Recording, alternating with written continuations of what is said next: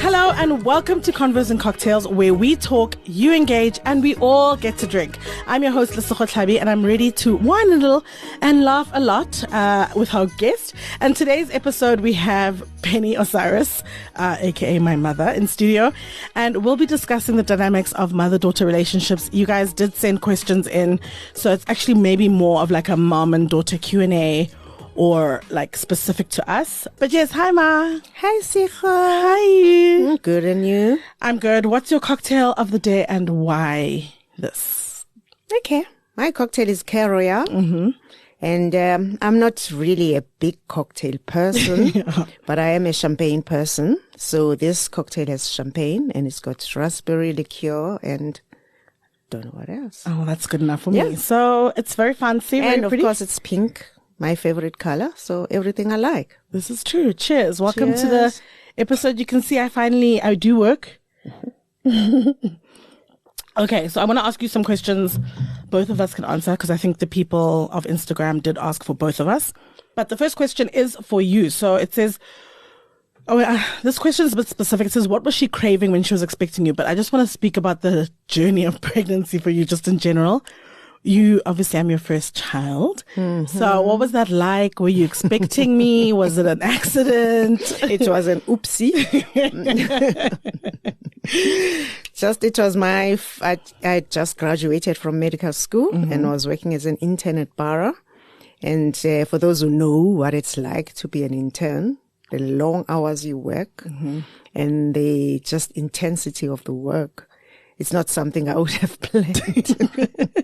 Okay. Yeah, so it really was, it was hard. I mean, of course, I was in a good, steady relationship, 5 years in. So it's not like it was like a panic. It was just a little earlier than I would have wanted it, but it's no big deal. I mean, it did make my internship quite hard because the long hours and working at Bara in casualty.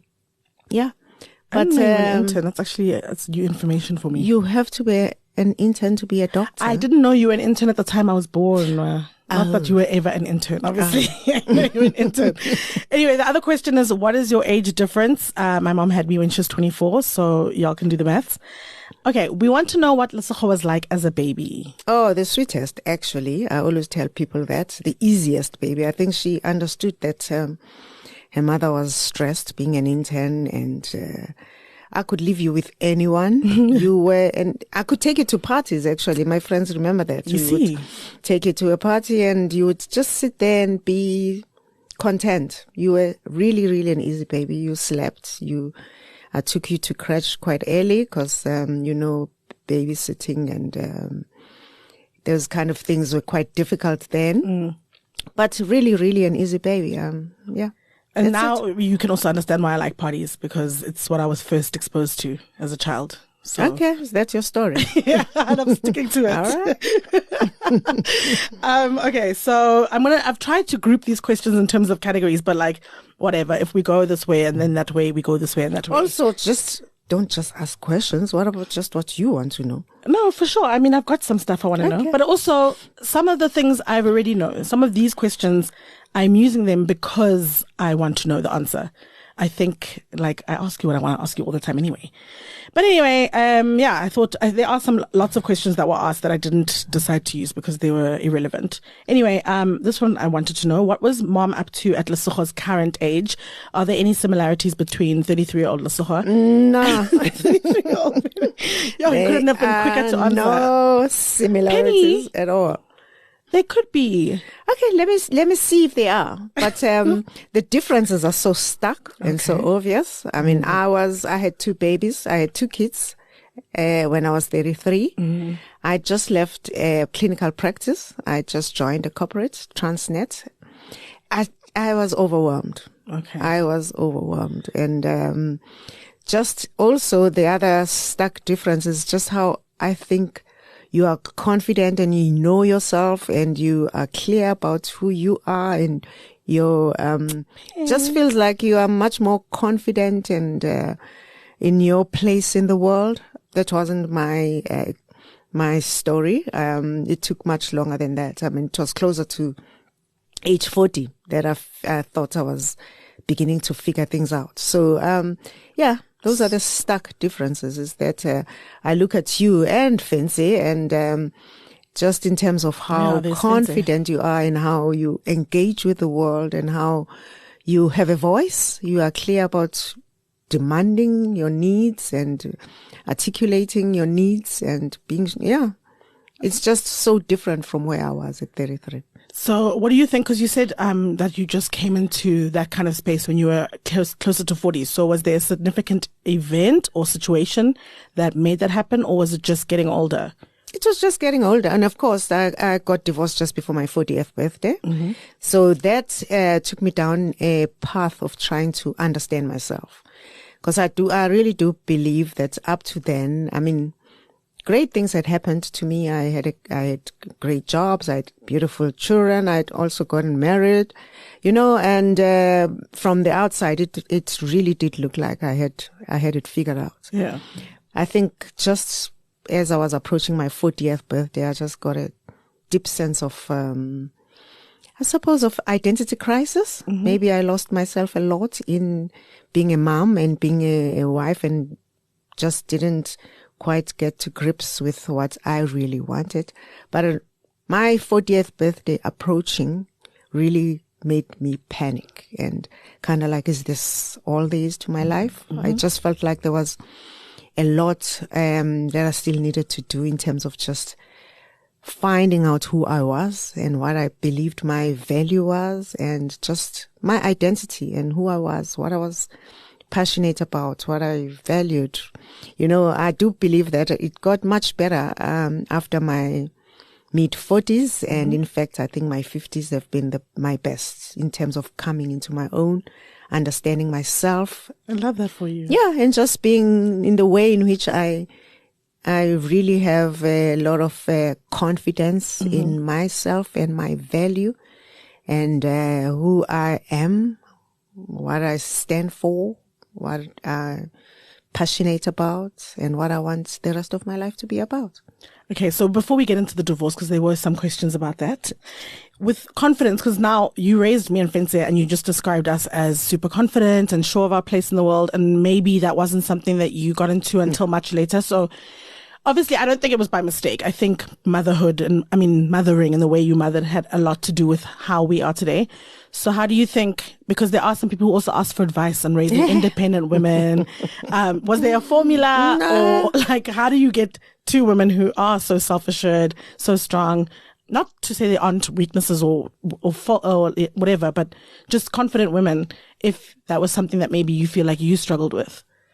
I suppose I would have to think about that, because in the beginning, I actually don't think it's anything I did. But I do know that at a certain point, I made a decision that I became a little bit more conscious and more intentional about what I wanted you guys to learn from me. Mm-hmm. And one of the things I want you to learn from me, and maybe it's one of the things I try to example, it's courage.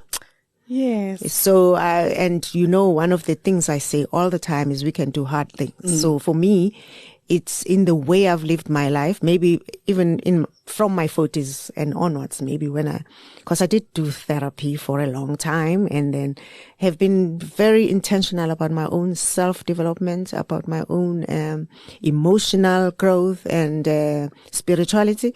So then I do think that translated in the way I parent. I became a little bit more conscious and more intentional about the lessons I'd want you to learn from me. And one of them is courage. The other one is having a voice.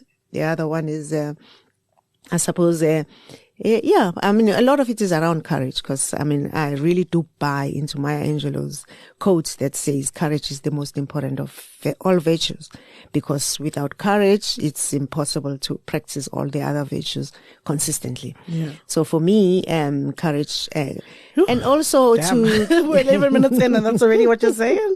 But also the other side of it is, I've been thinking about it, and one thing I like about both of you, but maybe you in particular, because your career path is so undefined. You are kind of pioneering something that there's no holy grail. There's no, what is it? They call it a beaten path where you can just, follow. Is that, I try to, so in my mind, I don't want girls that are logical and practical and, reasonable, because the world is very hard on girls. And so you have to be, in my opinion, I would want even the women that I'm attracted to, and in terms of just who inspire me, are the women who are seen to be unreasonable, who are illogical, who are impractical, who are doing things that you wouldn't expect women, especially women of a certain age, to do. So when I look at you guys and see just how bold you are and audacious you are, I really do believe that the universe does reward audacity. So I like it. I like that you are so audacious in the way you pursue your goals. You are bold. You put yourself out there at this age. I think I'm only doing it now, and sometimes I need a little kick from you to say, "Mom," So it's something. It's always a work in progress for us. I mean, for me, if you're saying that the stuff only happened kind of towards your 40th, I was like 16 at the time, so I don't feel like that can develop that late. It does actually. This around 15 and 16 is a very defining age, especially for girls. So I do think that, of course, some of it could have happened unconsciously. I do think that I've tried to live my life in a courageous way. Firstly, because in my 30s, when I turned 32, I left private practice and went into the corporate world, and I knew nothing about it. But also, if you look at my career and my career choices, I've always gone into spaces that I have no business to be in. Yeah. For instance, now I'm in private equity. As a doctor, people will say, like, what do you know about that space? But also as a black woman going into corporates, in my corporate roles, being usually the only black woman around a board table or at an exco table. Just, so I suppose unintentionally, in the beginning, have lived my life in a very bold and, I suppose, courageous way. Even though inside, of course, I would be dying. But I've tried to do that. Yeah. But it became much more intentional in my late 40s and now in my 50s. Okay, so let's move into something a bit tougher, I think. Maybe, I don't know, because we've never spoken about it publicly. But obviously, you said when you were 40, you then made the choice to get divorced. I don't know. What was the decision behind that? I mean, say as much as you want to say or don't at all, but just... Yeah. I don't know how much I want to say about that because, of course, a divorce involves two people. So, I don't know how much. I will just say that when I was approaching my 40th, but first and foremost, I do know that now that I understand what it takes to be a wife and to show up as an adult in a relationship in terms of understanding how to communicate your needs, how to just be fully present in a marriage. I suppose in the beginning, it wasn't clear for me what my role was, but now I understand it. I understand that, as far as wives are concerned, I may not have been the best, not because of any other reason other than the fact that I knew very little about myself. Yeah. I did not know how to show up in the world in the most adult way, and being clear about my needs and being clear about, also just, I'm much more gracious now. I know that I'm kinder, I'm more generous, I'm more caring and more nurturing.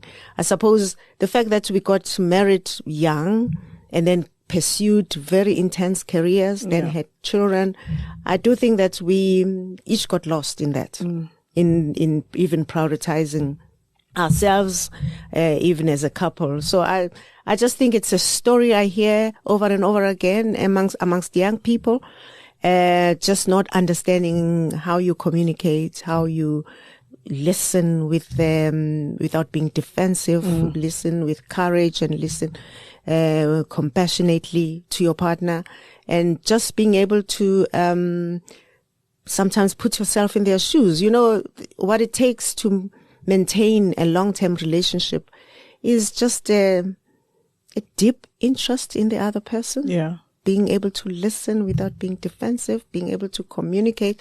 And I don't think anybody teaches us that. I mean, we all come into marriages with baggages and traumas and childhood things that we've learned that may not be the best for long-term relationships. Ability to forgive, ability to also see when you are being triggered by your own stuff and not dumping it on the other one and accusing the other of doing things.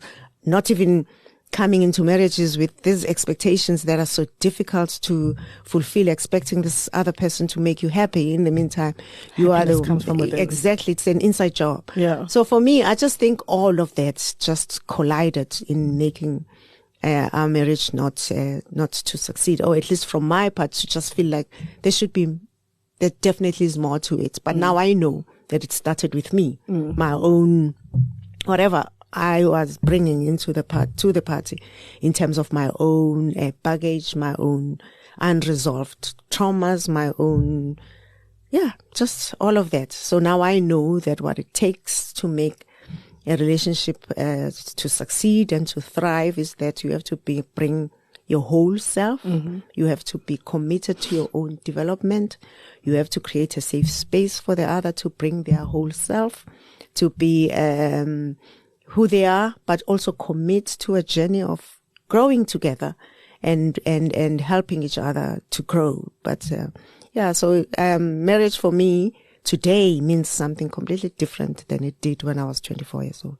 Okay, so the other question that I saw was, did your children, or how did your children help you through that period? I don't know, when you were getting divorced, and how did your mom help you as kids through that period? My mom didn't. No, to me. Divorce is your thing, not mine. How did you help us go through this, and how did I actually we don't help think you? that every time I look back on that period, I do think that I actually did not do a great job.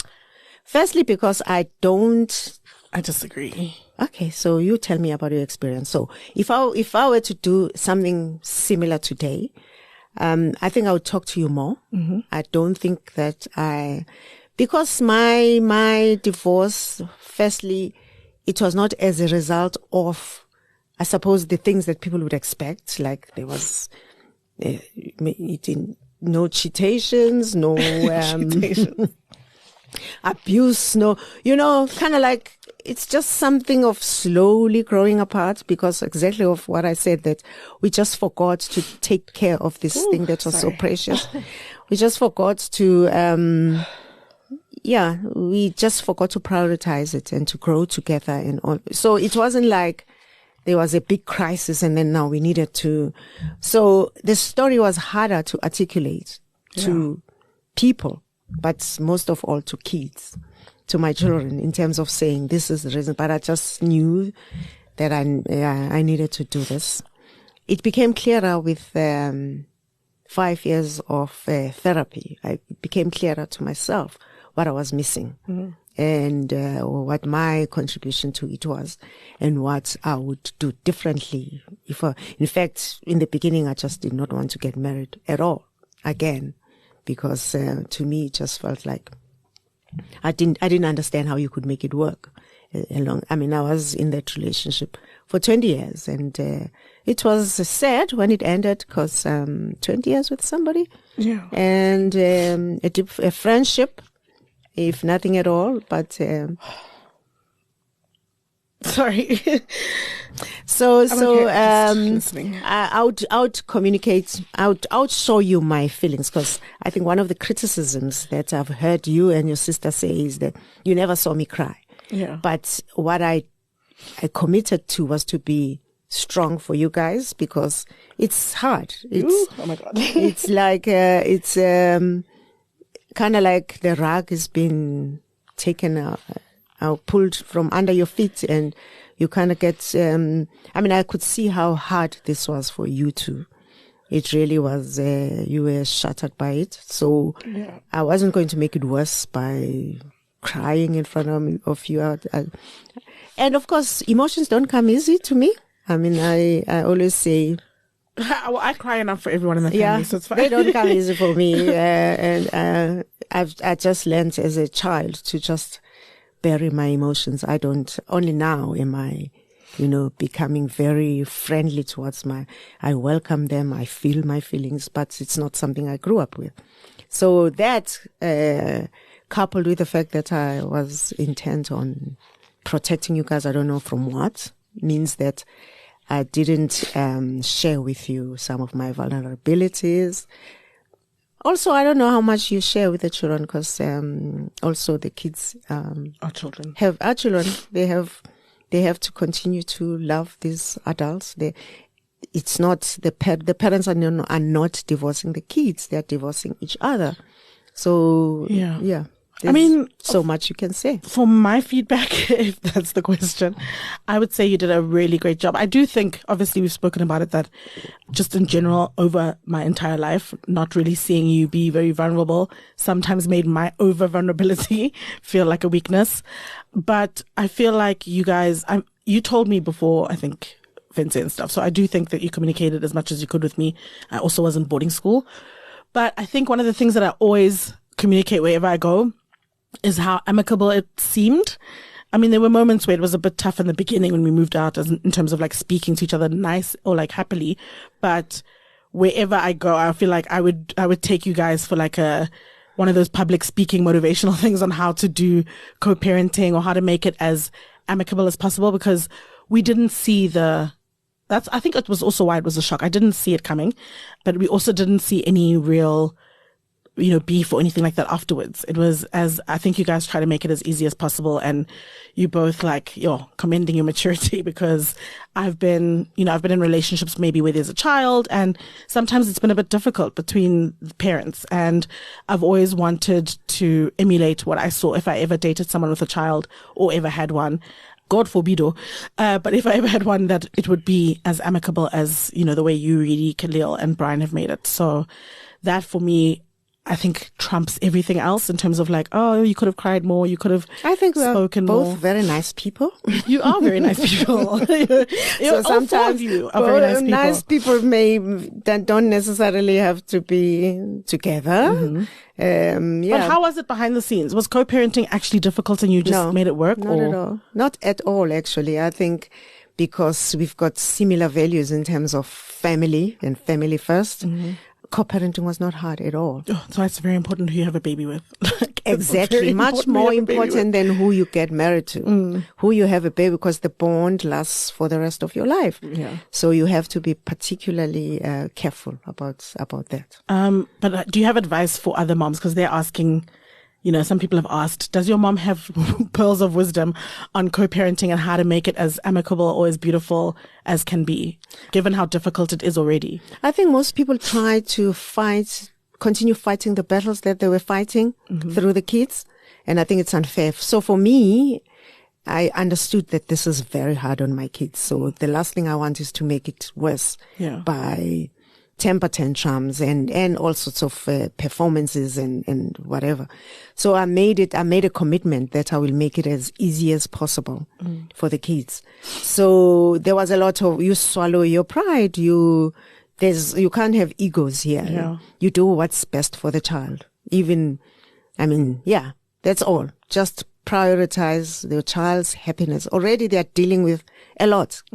Dealing with a divorce is hard.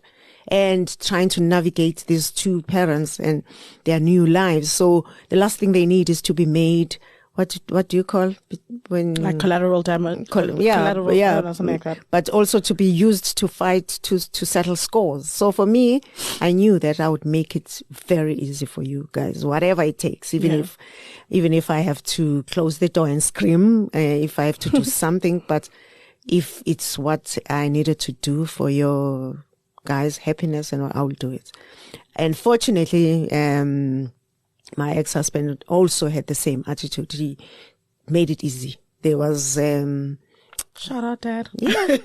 He made it easy. And then our new partners also, just amazing people who just understood the assignment. The assignment. Okay, so the other question was also, how did we help you?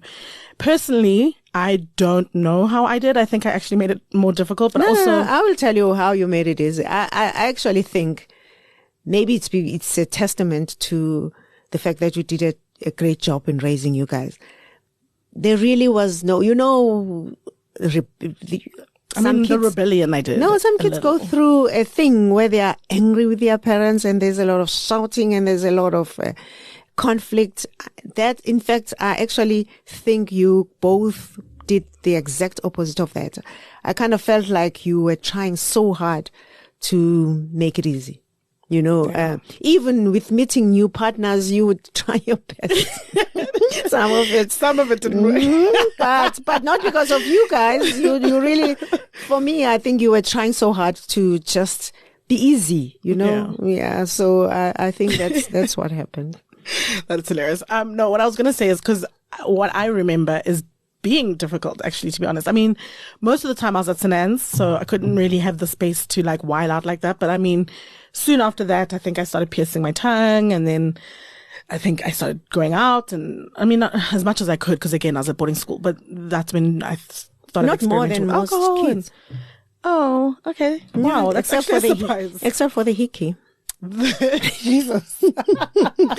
I've seen parents who struggled with their teenage kids. Well, hickeys also, by the way, were not wild. I wasn't being wild. Some of my friends were like, and I'm not calling out, I mean, not my current friends, but were sexually active in high school. So a hickey is still, okay, please. But yeah, I just felt like I was very difficult at that time. So I'm glad to.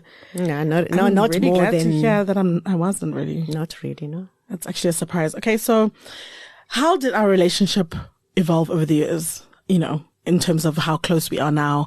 Were we always close? I mean, obviously I know the answer. Well, actually we have two different perspectives, but how do you think our relationship has evolved since I was young to now? I suppose I would love to hear your perspective on it. For me, I've always said this to my friends. I actually think I do better with adult kids than I did with younger kids. And maybe that's a reflection of my state of mind and state of being when you were younger. I just felt overwhelmed and stressed and just not fully present for the experience. So as I did the work on myself, and I think I was presenting myself differently, I was showing up differently for myself as well as for you guys. I mean, I know I'm controlling, but I do want to know which mom is not. Whoa! I suppose. That's a word. Exactly. I know everything there is to know. So, and that's something you've also given to us. So I feel like that must be difficult to because I've seen it now. I've seen it in Fencer. I've seen it in myself. I remember the one time I had an ex-partner come with us to, I think it was your wedding or Christmas or something. And I don't know if my grandmother was saying something to my grandfather in that sort of controlling-ish way. And then I think at some point, maybe it had been with you and me but he just turned and he was like, oh, is this like forever? I was like, it's like it's from your grandmother and your mom and you. I was like, oh no, oh no, this thing that I've struggled the most with, I'm becoming. No, but I suppose the control is I think it's an anxiety thing. I was going to say it's just a manifestation of anxiety and fear. And so you think you can protect your children from even the consequences of their own decisions and their own choices. Yeah. And once I learned that, actually, I needed to relax. Firstly, because looking at my own life, it's not like I was always conscious about the choices I was making. But I think it has turned out relatively well. So I had to trust that your own journeys will take you to where you need to go. Mm-hmm. So you will learn the lessons that you need to learn. You will make the mistakes and you won't die. You will survive them. You will then learn from them. So I've decided, at some point I decided actually I must not try to control things I can't control. And in fact, I must allow you guys to make your own mistakes. I must not try to rescue too soon and to have a view about a lot of things. And I think that also came with you being so assertive about your own career and what you wanted to do. I mean, in my mind, it was unclear how you're going to make money and how you were going to, make a career out of this. But at some point I had to just say, you know what? Let me support this. Let me see. Yeah. And of course, you figured out a way to make it work. So I've learned a lot, even through being a mother to you guys, to just learn to say, they're going to do it anyway. Yeah, trust God, trust the universe. They will learn the lessons they need to learn. Some of it will be hard, but you won't die. In fact, I've also had to learn some very hard lessons of my own, and they were good for me in the end, because I emerged a much better person, a much wiser person, much more caring and generous and compassionate person because of all my life experiences. So it's to just, I think how our relationship has evolved is that I've actually decided to step out of the way and to just. Well, I wouldn't say you're out of the not way, but completely. at least you've yielded. You've yielded. That are still, but on the whole, I've one of my friends would say you sit on your hands. So I've learned to just sit on my hands sometimes and just observe. And even though my whole body is screaming no, it's just trust the process, trust the journey. I don't even know. Actually, that's the other thing. My husband has helped me to realize that he would always. So how do you know that it's wrong? I can only Thanks, know. Khalil. Yeah, I can only know from my experiences, and my experiences are very limited. Girl from Umlazi, can you imagine how limited my own life experiences are, and to use that to make a judgment call about your life, so it has made me realize that there's much more that I don't know than what I know. Even what was relevant in the past, may not necessarily be the careers of tomorrow. So how do I know? Yeah, I think for me, what has evolved in our relationship has been how close we are. Also, I don't know how close a child can really be to a adult mother. You can be like, yay, cute, love her. But I feel like where I was a teenager and things like that, like you knew nothing about my life. Let me just say that. You knew nothing. And I feel like as I've gotten older, you are the first person I tell a lot of things to, even the things that I feel like you might not agree with, you might not, support necessarily. You are the first person that I tell. Did you tell your friends that you did tell me before you lost your virginity that you had decided to do that? Yes, you did. I understand, but why would you bring? I'm just why saying. Would you say that? Why would you say that? Because I was shocked. Obviously, I didn't make it like a conscious decision. But I'm just saying the reason why I'm saying it is I couldn't have imagined myself saying that to my mom. So first and foremost, it was very. I was happy about it. That I told you I was going to do it. That you did, yeah. That you had thought about it. That it was not, because most girls are coerced into it. It's not your plan. It is not in your own timing. It's just all of it just happens. Okay, so I came to you and I said, what? You called me because you were at UCT or something like that. No, I was definitely at Vets. At Vets, yeah. But you called. Yeah. And you said, this is what I've decided to do because I'm the last one of all my friends.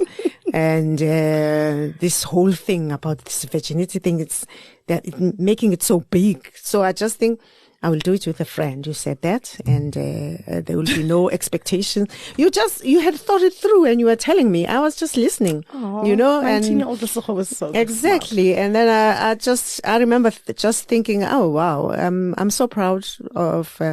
After I'd gotten over my shock that you tell me that, I just thought I was so proud just how thoughtful you were about it. That you were doing it in your own timing. And it was your choice, and that you had thought about it, and everything from HIV to pregnancy, you just felt like you knew what you were doing. Can I tell you why also it's been so easy to tell you stuff that like maybe other people wouldn't tell their moms? Is because, so just for context, there was an incident when I was in grade 10, but it was just before school started.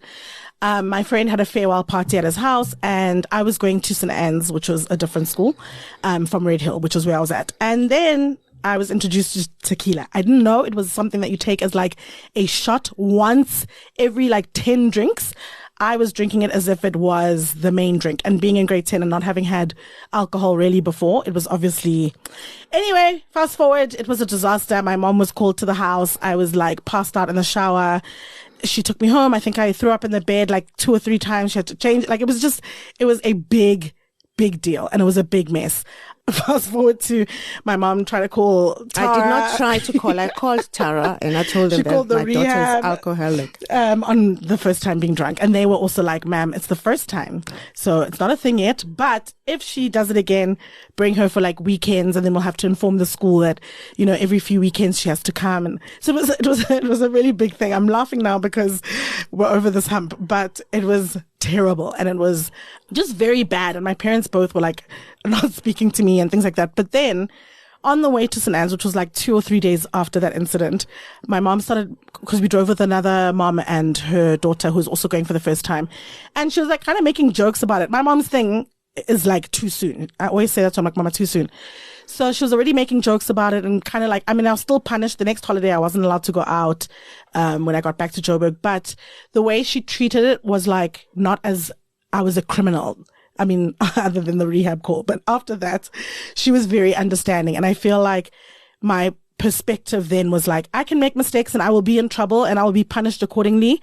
But at the same time, she'll understand and she'll forgive. And who else? But because also I was really pissed off at my friends for calling you, to be honest, because that wasn't supposed to happen. But it was also like, then you took me home and I was safe. So also, if you're in a bind, whether or not you think you're going to get in trouble, I need to call you. So that's why I started being open with you, because I was like, if anything happens trouble-wise, yes, you'll shout at me, but you will also be the one who will make things better quicker than any 16-year-olds will be able to do. So good. Yeah. What was that experience like for you? Horrible. Because I actually don't think we've No, I mean, about it was terrifying because, I mean, you know me and my relationship with alcohol. I'm quite judgmental. Mainly because I grew up with a sibling who had problems with alcohol. So for me, yeah, I'm triggered by alcohol. I'm triggered by drunkenness. Yeah. So I know that I did. I had to actually sit down and coach myself out of overreacting, because I really was going there. I was really triggered. So I do know that even now, you always tell me, Mom, don't. I mean, I suppose I'm always trying to tell you, don't drink, don't take shots, don't do this.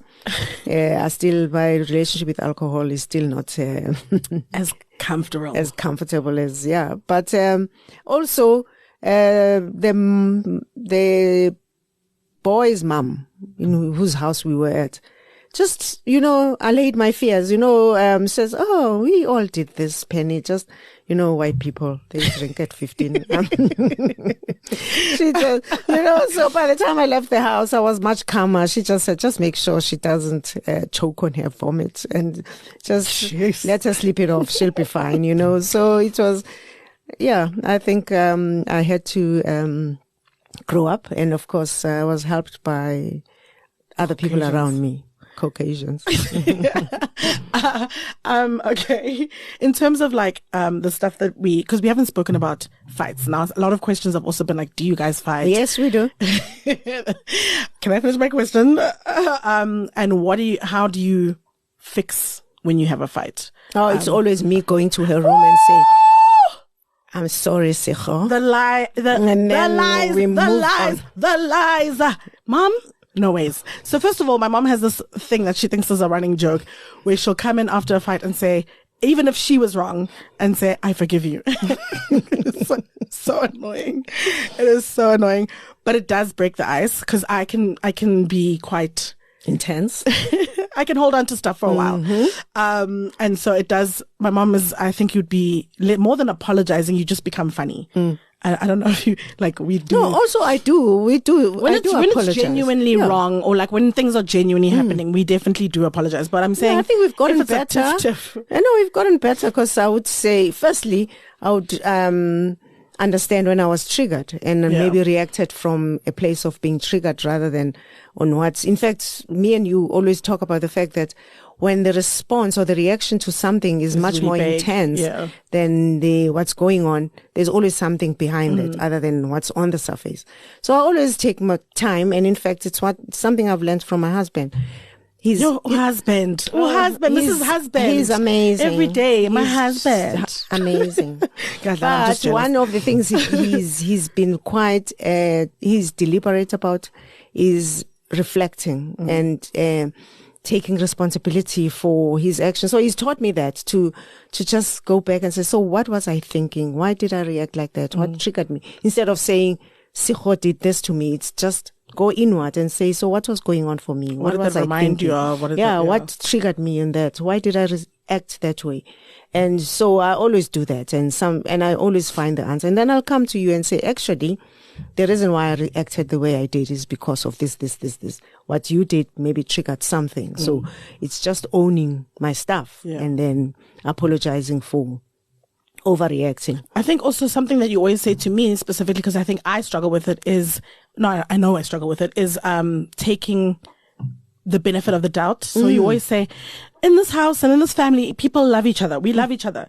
So our first thing, when you think someone has done something to hurt you, is, could it possibly be that I am not giving them the benefit of the doubt and that I'm misreading a situation from my place of trauma rather than understanding that it's a misunderstanding? Yeah, because the first assumption should be to, I suppose, assume the best possible reason.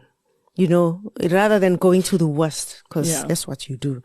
It's like you think you take the worst possible interpretation, and that takes you down a rabbit hole, and we can't get you out of it.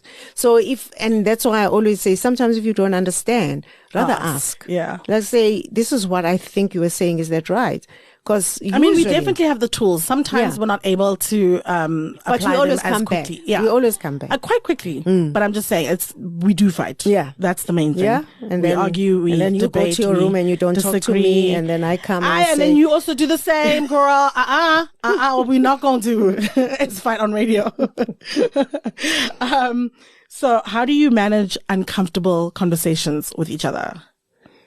I think the two of us, sorry,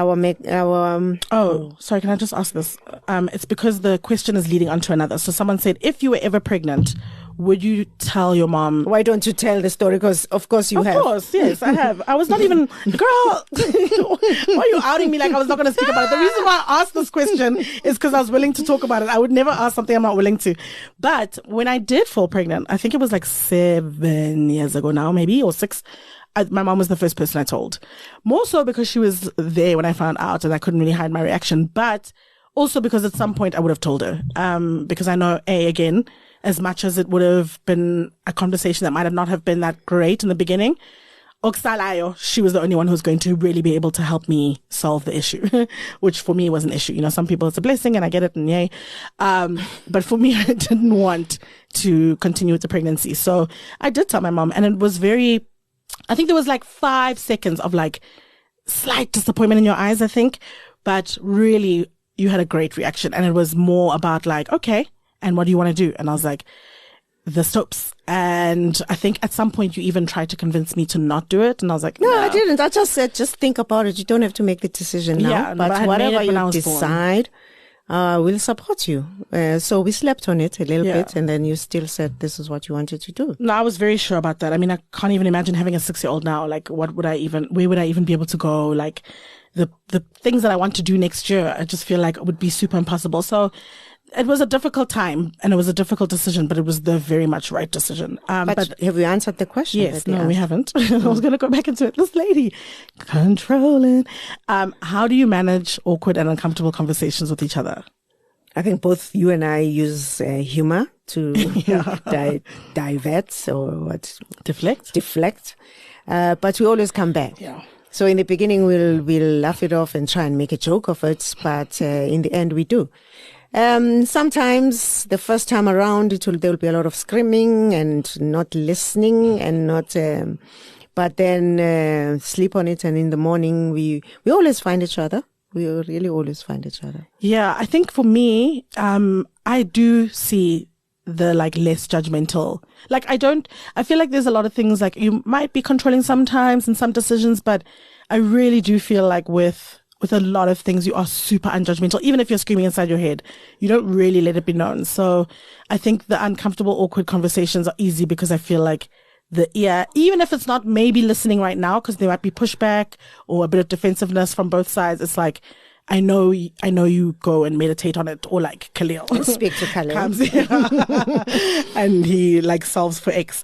But yeah, so one of the other questions I wanted to get into, somebody asked, and I felt like it was important because I did touch on it in my episode with Wendy, but it was, did your mom ever apologize for...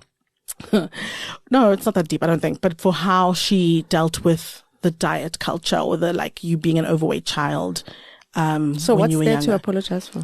Well, first of all, I don't feel like I'm owed an apology, although you have, actually, to be honest. But I don't know if it was for pushing children, like a child, into like a diet or like a weight loss thing, or making that like, I don't know, highlighting it. But personally, so to answer the question first before you do, I don't feel like if you have started understanding where somebody's coming from, that you necessarily owe them an apology, or that you're owed an apology. So at first it was very jarring, just because for me, I thought I associated it with her not liking how I looked. And as I grew up and realized that, like, well, also because I think you communicated it, my mom's a doctor, as she said before. So for her, it was very much just a thing of having seen patients, young patients in their like early 20s, even dealing with diabetes and hypertension and, you know, just those kind of things, and going like, if you don't nip something in the bud, it can go out of control type of thing. So I think finally understanding where you were coming from, and also sometimes people operate from their own insecurities or their own fears, and then kind of project that onto their children. But just the main thing for me, understanding you as a healthcare worker and how obsessed you were with that and vitality and having a long, healthy life, and not seeing your children suffer or die early or things like that. Because even with, I mean, she's as intense with smoking, but for some reason it was only really felt personal and hurtful when it came to weight, because that was something that I couldn't personally change in a hurry. But also with drinking, with smoking, it was with touching everything, something internal to you. Yeah. So which also came from other people. Yes, from external. Yeah. So for me, but I don't feel like I'm even today. I do have people who have kids who struggle with weight asking me. Maybe because I'm a doctor, but maybe because they think I have some experience. First and foremost, I don't know if there's one right way of responding. I don't know. I think as parents, like you are saying, sometimes we project our own insecurities. Sometimes we let our ego get in the way, because of course there is something about, oh, what kind of a mother is she if she lets her kids be either too thin or big or whatever. So there is an ego thing there. That's the first confession to make. But the second thing is, I could see how you were struggling with it in terms of the bullying, even when we'd go shopping, you'd suddenly don't want to buy clothes because everything you try, you wouldn't find your size. And you know, so as a mom, as they say, as a mom, having children, it's like your nerves are exposed and they're raw. It's like your heart has been taken out of you. And so every pain your child feels is like 100 times more on you. So I would see that. And in fact, at some point you really loved to dance, and, you know, I could see the bullying, and so I just wanted to take that away from you. So that was the main inspiration. It's just, if I can just take it away from her and just not have her have to go through that. So that was the main consideration. And then secondary to that is the fact that, of course, I'm a doctor. I understand insulin resistance. I understand pre-diabetes. I understand all those things. So, as you can see, I'm committed to my own well-being and vitality. I exercise, I try to eat right, and so on and so on. So it's something I would have wanted to teach. So maybe trying to go back and thinking about how would I deal with it today. I still don't know whether I would do it differently. I still don't have the magic wand. I don't know if I would do it differently. But we've spoken about this, and I've said sorry if that made you feel diminished or insecure and reduced your self-esteem and your self-confidence.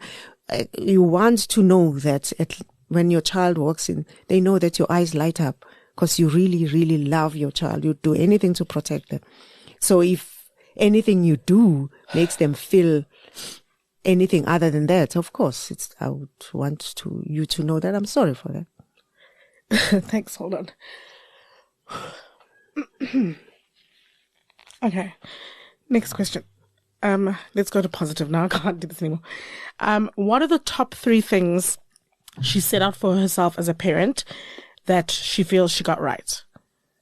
Top 3 things that I set out. I mean, it doesn't have to be 3, but like any things that you set out for yourself. No, the first felt like you got right. The first is giving birth to amazing girls, daughters who are just on. I mean, I know that they are on their way to being very successful, and whatever their definition of success is, I see it, I feel it, I know it, because I talk to you guys. I know how well screwed on your heads are. I know that you've got dreams for yourselves. They are big, they are bold, they are audacious, but you also have the courage to at least try. So that, to me, I would say, is the one thing I'm so happy I got right. And no, I don't even want to go into the wrongs, but anyway, yeah. So do you have any tips for mothers on how to get, I don't know why they'd ask this, but confident, especially black girl children in this country or in this world, on how to raise that type of. I mean, the first is of course, like I said, when I was much young, I was not even mindful of the things I was thinking about myself, of the things I was saying. So first is to be just mindful of what you are thinking about yourself and what you are communicating about yourself. So it's, words are powerful.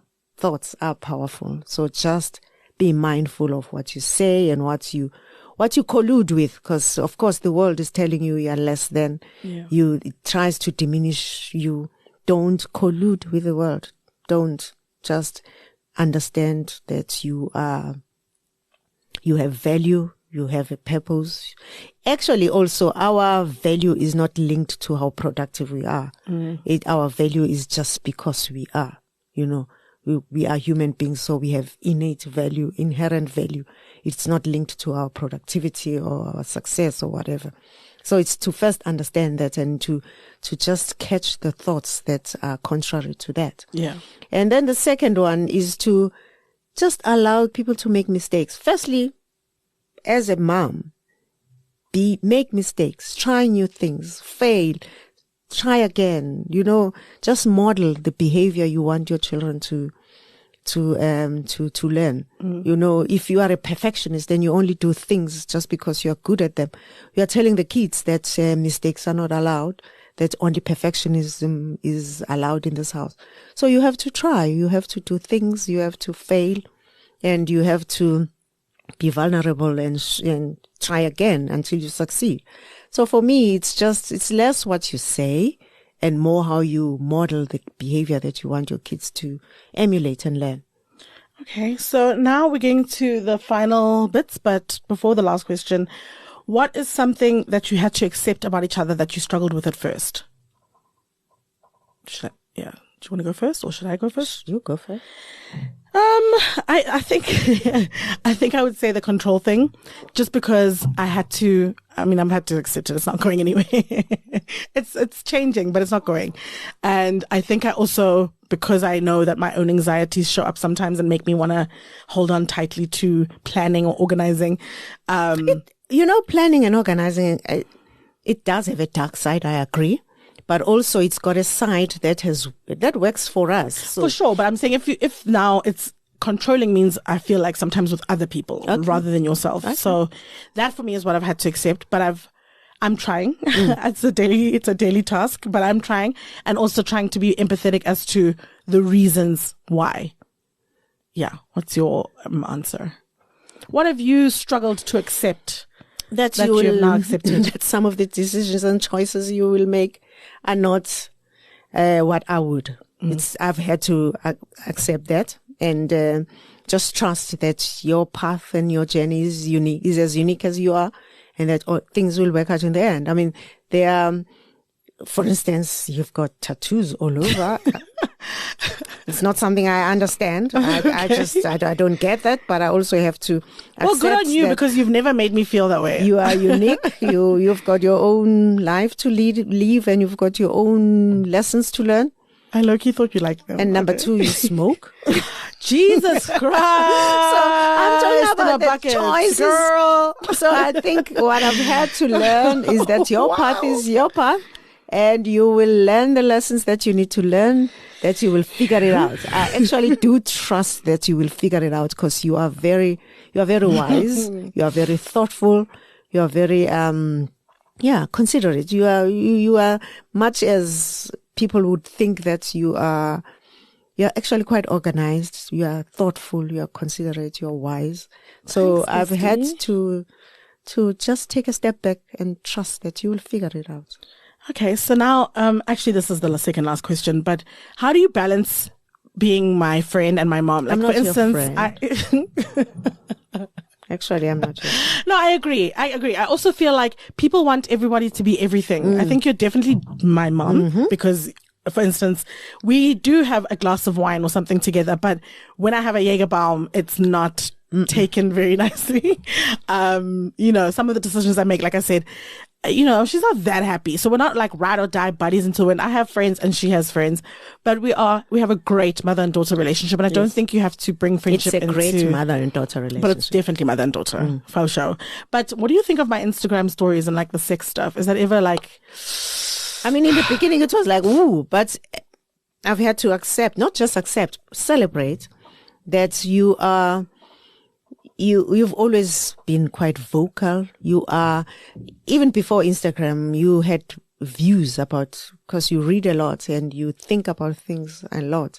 You've got views. Sometimes some of your views, you've educated me a lot as well about whether it's my homophobia, it's my, even patriarchy and, all those sexism, because I mean, there's a lot of things we internalize, even racism that we've internalized. I've learned a lot from you, from just how you view things and how you have strong views about things. So, what was the question?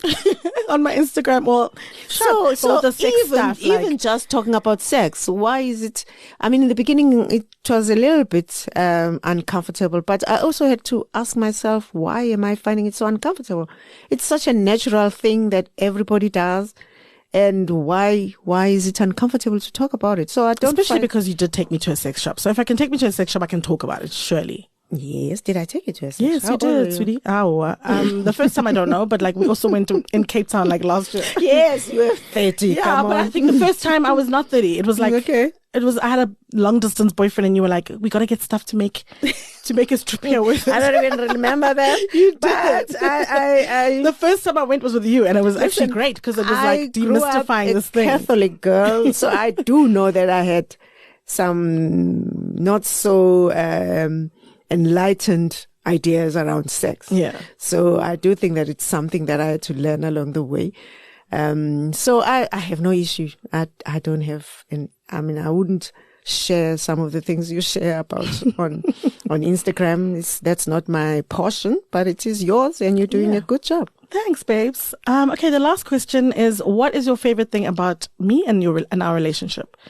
And vice versa. Or like, what is my favorite thing about you and our relationship? Would you like me to start? Yep. Okay, well, I think we've covered it in this episode, but my favorite thing about our relationship is how much we laugh. I think you are, if anyone, I wish I could put a mic in our house sometimes because I think you are the funniest person in the family, maybe in the country, and potentially top 10 in the world. So, no, you are funny as hell. So I think the best thing is how much we laugh together and how much fun we have. Like when we travel, I have fun with my friends as well, but you're one of my favorite travel buddies. We have so much in common. We love jazz. We love salsa. We love, the finer things in life. We love restaurants with a view. We love tall, dark men. Oh my gosh. So we just have a lot in common and I think we have a lot of fun together.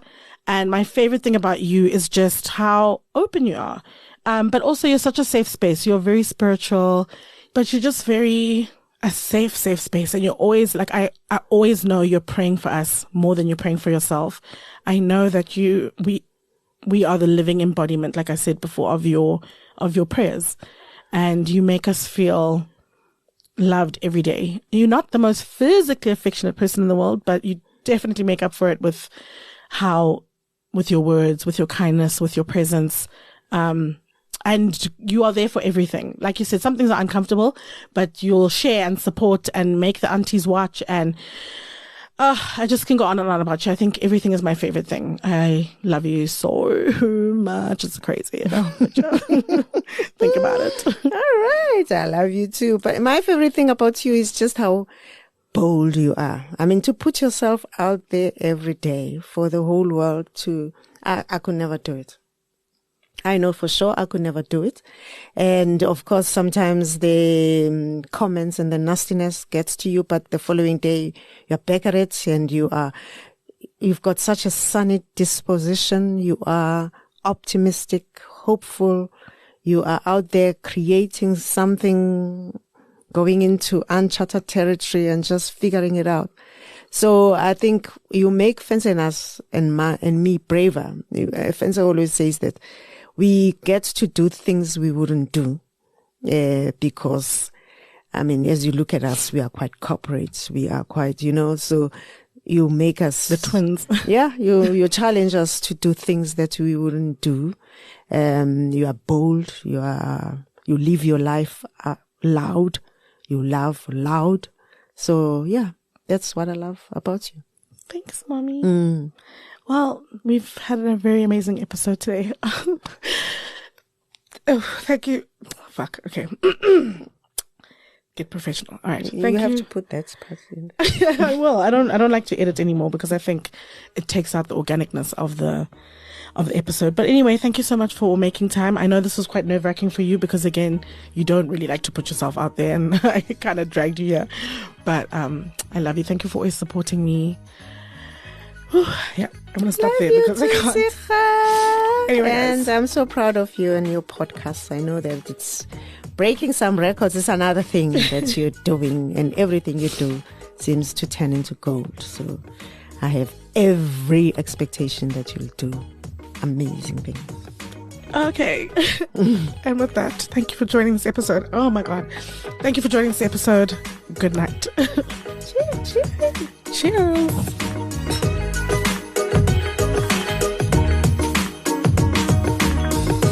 Convos and Cocktails, produced in partnership with Lesotho Tlhabi and WMG Rep. Drinks never end at the bar. So join me over at the socials with your cocktail, where we get to continue the conversations. Simply follow me at Lesotho Tlhabi. See you there. Recorded at Solid Gold Podcasts. Solid Gold. To be understood, you must first be heard. I look forward to our next Convos and Cocktails, and don't forget, mo money, mojito, or whatever Biggie said.